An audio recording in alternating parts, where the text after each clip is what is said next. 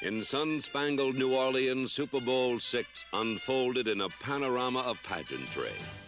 This brilliant backdrop was spiced by a surprise arrival, the Miami Dolphins. The Dolphins were born in expansion, and during their first 4 years, they sought only respectability. Now, after 2 seasons under Don Shula, they were saluted as champions of the AFC. They had arrived at pro football's most important moment. And in the carnival atmosphere of Super Bowl VI, the Dolphins would celebrate the joy of an incredible season.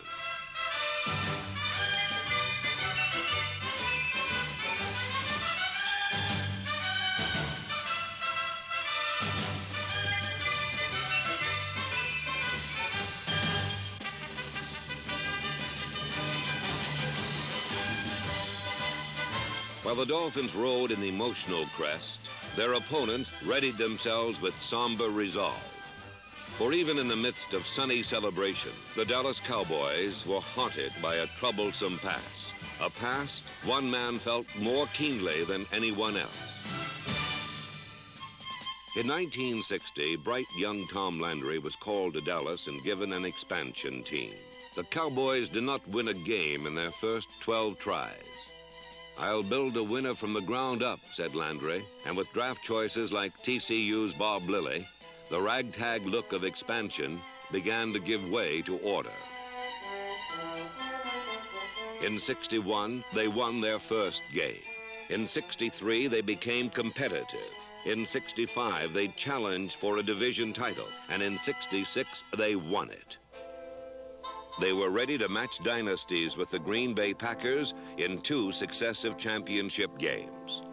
The final play of both games shaped the course of pro football in the '60s. Green Bay, a winner; Dallas, a loser. Next, the Cleveland Browns would foil 2 Cowboy seasons with crushing playoff victories, sparked by a brilliant young wide receiver named Paul Warfield. In 1970, Dallas finally reached the Super Bowl, only to have the Baltimore Colts deliver another last-second defeat. 5 consecutive division championships, 5 consecutive failures. They were labeled loser, a team with a Roman appetite for victory without the Spartan will to sacrifice for it. The Cowboys listened to the labels as they began to doubt themselves. And so a team with 61 wins in 6 years became best known for its defeats.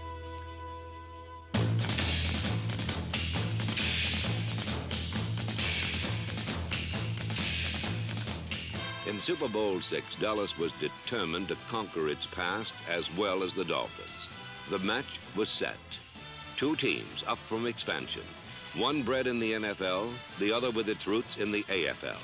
2 teams which had never met, one out to earn the title of champion, the other trying to shed the label of loser.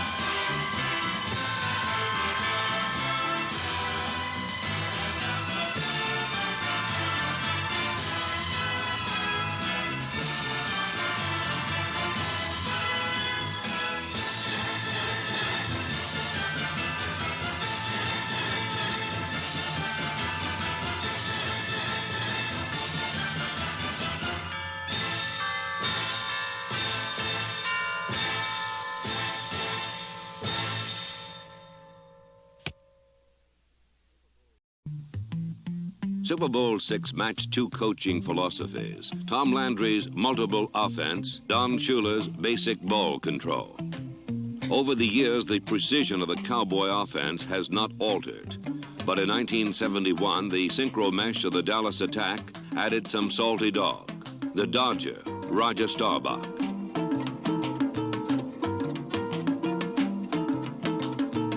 The scramble is not Tom Landry's favorite play, but Staubach had successfully used the tactic in 9 straight victories since being named starting quarterback.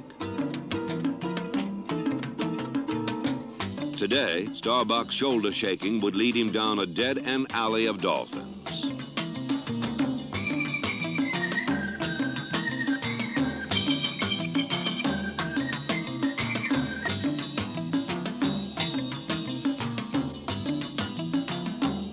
In the first quarter, Starbuck left the pocket 5 times and lost a total of 9 yards. While Dallas searched for its game legs, Miami came out ready to roll. At quarterback, Shula had reformed scrambler Bob Greasy, now disciplined to direct a basic ground game with Larry Zonka and 21 Jim Kick, a matched set of power backs. Early in the game, one play personified Shula's method. Kick cut down the backer. Guard Larry Little blew out the corner. Zonka shed a tackle, and Miami became the first team to cross the 50.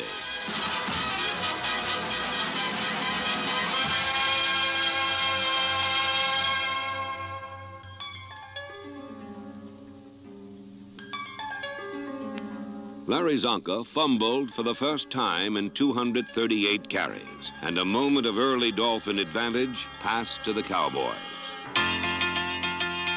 The young Dolphin defense turned to its leader, Nick Buonaconte. Starbuck returned with a plan to strike at this Miami nerve center to gain control of Buonaconte's middle area. The implement of attack was a running game designed to start flow one way, then send the ball carrier cutting sharply back against the grade. Trapped out of position and blocked on every play, Buonaconte saw control of the middle slipping through his fingers as Dallas running backs began to probe the heart of the Dolphin defense.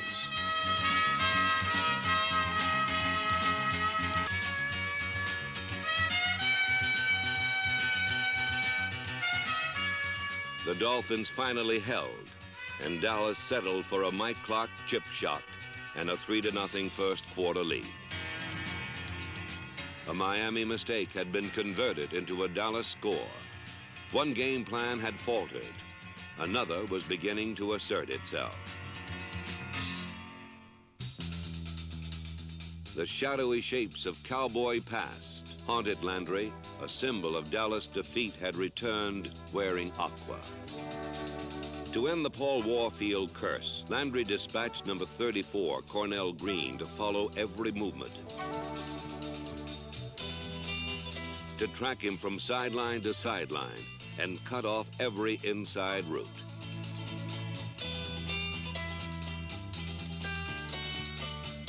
With Green blanketing inside, cornerback Mel Renfro could drop outside. Smothered inside out, Warfield began to feel pressure where there was none. Bob Lilly had shared every nightmare the Cowboy passed. Now he set out to rid himself of the memory.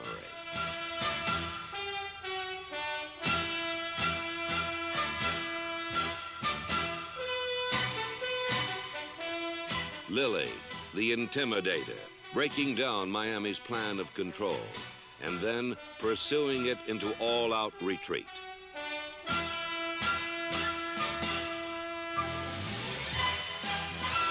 In the heat of the moment, ex-scrambler Bob Greasy had reverted to his old wild ways.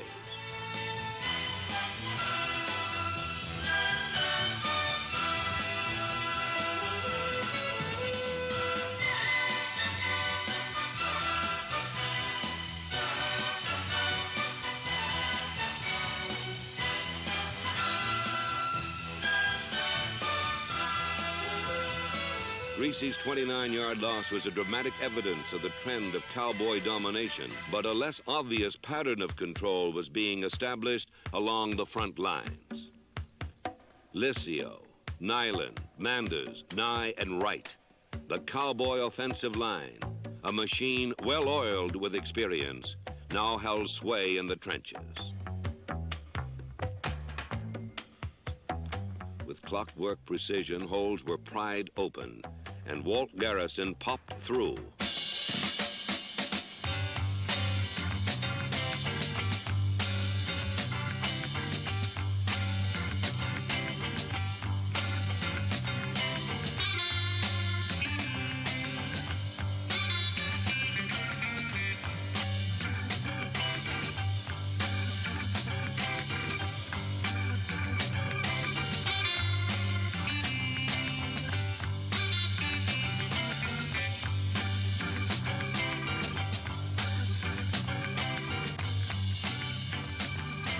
The rugged kinship of Garrison and the offensive line softened Miami resistance. Now Staubach could rest easy in the pocket and strike up a passing attack.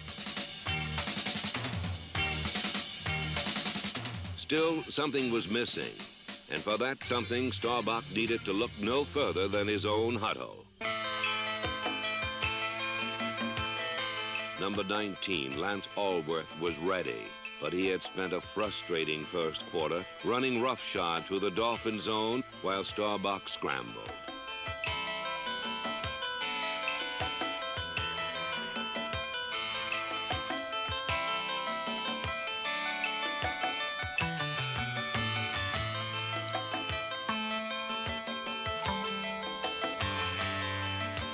He took his problem to the proper authority. And when the Dallas ground game stalled, the magical hands of Lance Allworth were ready. For a decade, the feats of this man have been legend, but now he was about to make what he would call later the two most important catches of his career.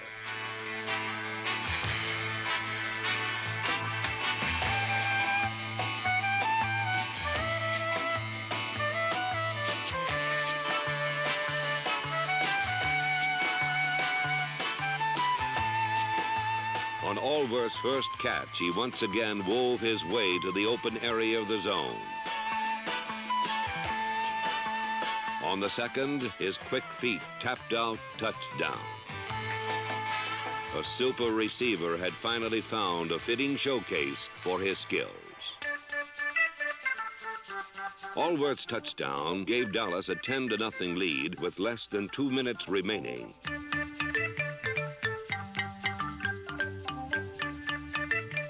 Warfield finally sifted through his escort to put the Dolphins within range at the Dallas 24. But Miami touchdown hopes fell harmlessly off Warfield's chest. A replay demonstrates why. Warfield broke free behind Green, but the Dallas safety reacted back to deflect the ball.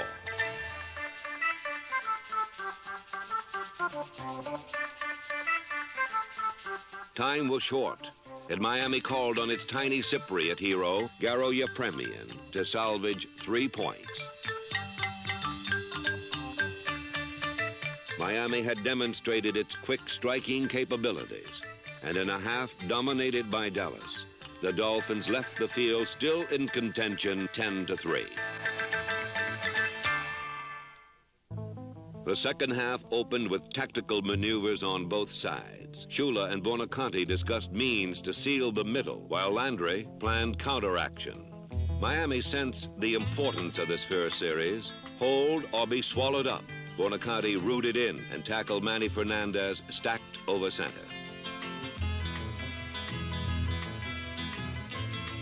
The shocked Dolphins watched Dallas fly outside. The flanks opened, and Dwayne Thomas flowed into the secondary.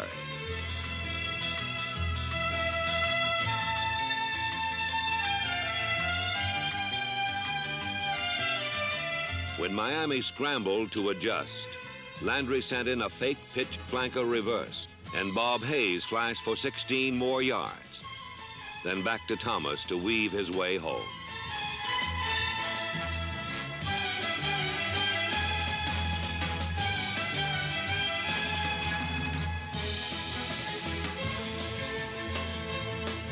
"71 yards in 8 plays, 7 of them sweeps, and the stunned Dolphins were suddenly down 17-3. The quick Cowboy success was accepted without celebration. Still half a game remained, and Dallas had been guilty before of accepting victory too quickly. Veterans remembered other games seemingly won, only to be lost. This time, they would not rest until they had thrown off the demon of defeat.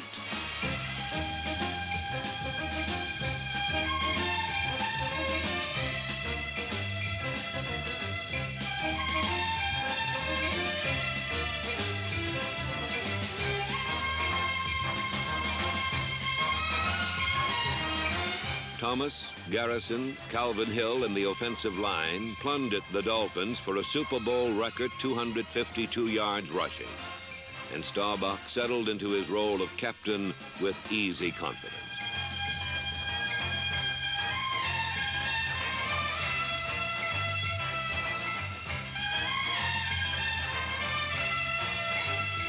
But each time Staubach reached back to put Miami away for good, the staggering Dolphins would hold on by a fingertip.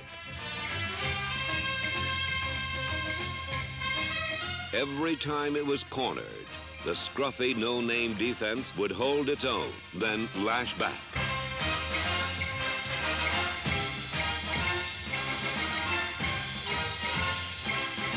The Cowboy offense controlled the game but could not put it away.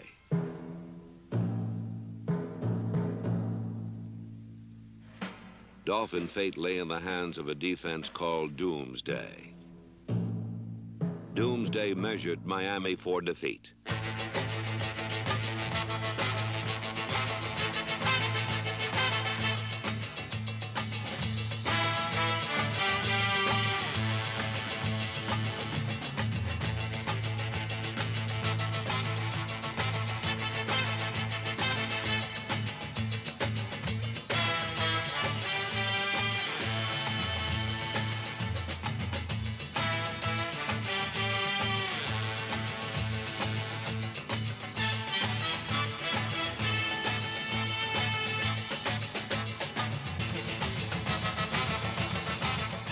With all its tools of victory depleted, the hour had grown late, very late for Miami.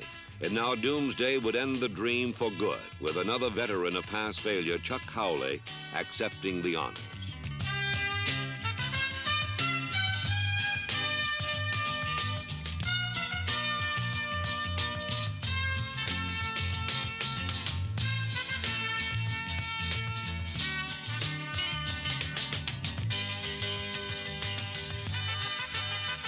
In every season since 1966, Tom Landry had watched his team lose the one game that really mattered. Now he looked on as his Dallas Cowboys finally sealed sweet victory.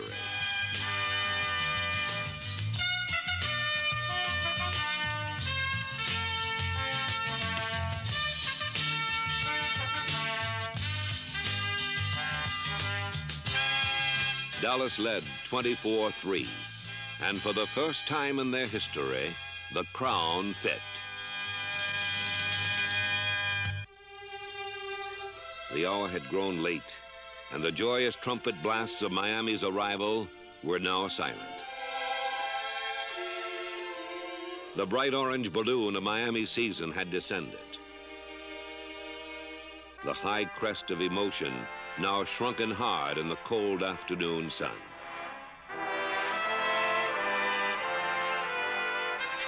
But a memory remained, the image of a remarkable season put together by an unlikely team. The Dolphins were determined to have one last moment.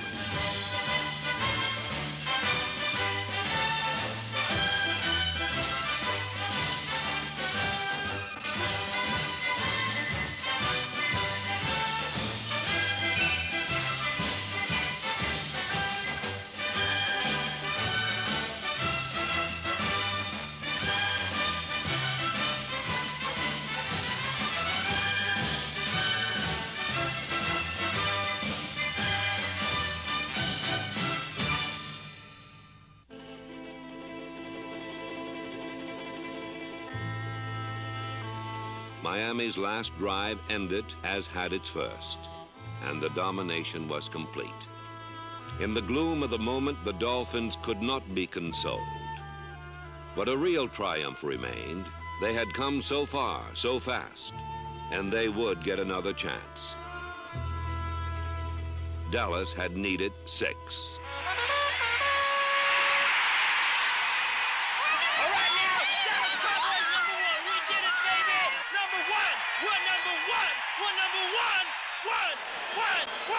Champions, #1, Dallas Cowboys.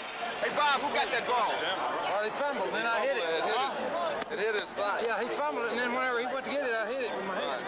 What time to get it. Just think, those people that had those white handkerchiefs waiting before we came out, I think they're gonna use them to dry their eyes now. Look at them. Dry your eyes and weep. We're number one. Hey, let's get better now. We'll improve out here in the next couple series. Let's go. Yeah, we're in good shape now. All we have to do now is just hold the ball. Yeah, that we got one solid quarter running tough, baby. Running tough.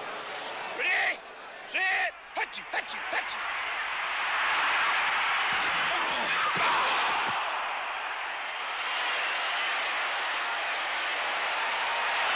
All right, Mike Ditka. All right. Ditka's catching the ball, but he can't hold on to his shoe now. Big Mike, get away, Big Mike. Get that shoe on, get back in there.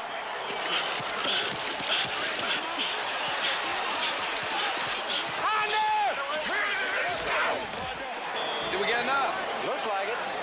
First down, Dynamite. Get back in there. Go, Cal. Turn it up. Go, Cal. Run, baby, run!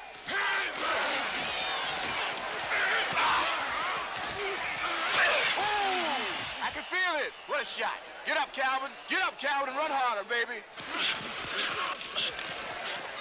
Whoa, he's a little bull. Hey!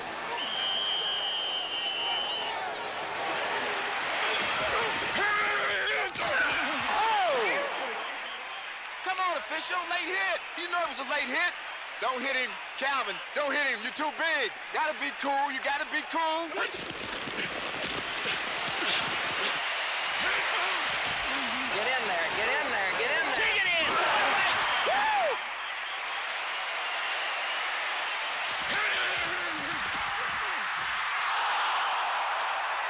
God, dog it every time he goes up in the air, he loses the ball. Stay on your feet. Dog. Got it? That's okay. A fumble doesn't hurt us. We got the game. Hey, Walt. Wow, man, what happened? Hey, my tongue. Your tongue? I guess you realize now this is a pretty rough game. Or either that or you just keep your tongue in your mouth. All right. Ooh, man. Finally. Oh. What do you think, Coach? I think it's pretty nice. Congratulations. Really happy. Hurry up, Mike! And we're finally number one. All right. Woo! Number one.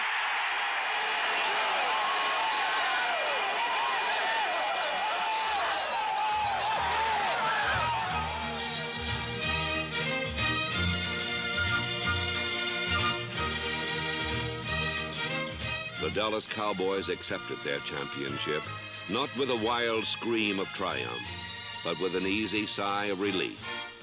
12 years separated Tom Landry from his first dream to its realization, and in the end, the long, hard road made the final destination seem all the sweeter.